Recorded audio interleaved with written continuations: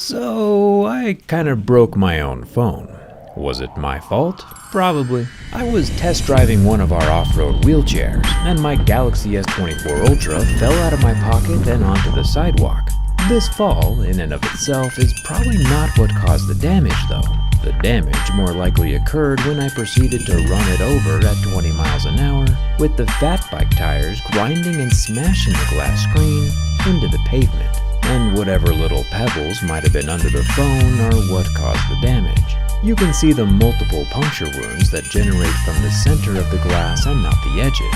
It was a bad decision on my part to not have a screen protector installed, since a screen protector would have added an extra layer of protection against the tiny pebbles.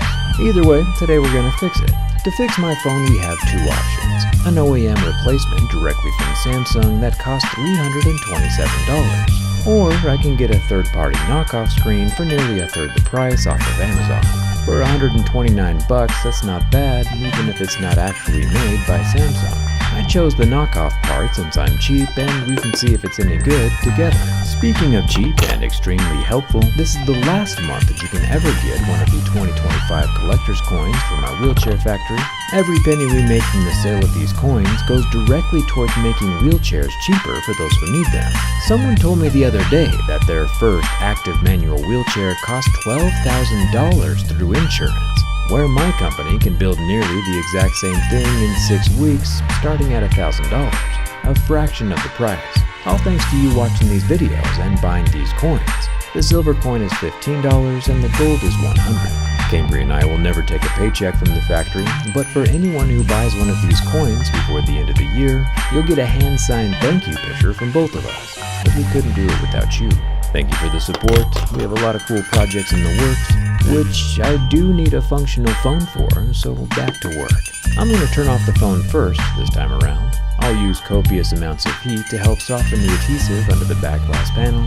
Taking the phone apart myself will 100% ruin the waterproofing, of course, but I think the cracks on the screen already compromise the ingress protection anyway, and I'd rather have a functional screen than glass chunks in my finger. To get the screen off, there are two plugs that I need access to from the back, so both the front and rear of the phone need to be removed. This is definitely not as easy as an iPhone screen or Pixel phone screen replacement, but it is what it is. With the glass removed, I can grab my jerry-rig toolkit. I use this thing all the time. Luckily, my Samsung only requires one type of bit, the small Phillips head. There are 4 of these screws on the metal shield that attaches the 15-watt wireless charging pad. Samsung phones look pretty amazing on the inside. I'll unclip the battery and then unplug the small ribbon cable that goes to the screen, unclipping it just like a little Lego. If I remember right, it's one of these 3 ribbons, and I just unplugged all of them to be safe. The main screen plug is going to be under the black loudspeaker, which has an additional 6 silver screws of its own. The only ribbon that really needs to be unplugged is the black one on the lower right. Now, there are 2 types of screen replacements that Samsung sells. One is just the display without the frame, and the other is called the display assembly. It's kind of tripping me out that Samsung calls their display an LCD when it's supposed to be an AMOLED, but the screen without the frame does cost $131 cheaper than the full frame assembly. Except neither of them are as cheap as my knockoff, so fingers crossed that mine even works. The extra work of removing a screen isn't all too bad.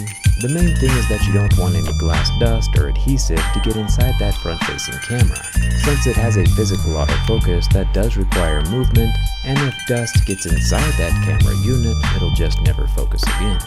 With the screen off and the adhesive all cleaned up, I can finally pull my knockoff out of the box, and I actually didn't realize it came with the whole frame attached.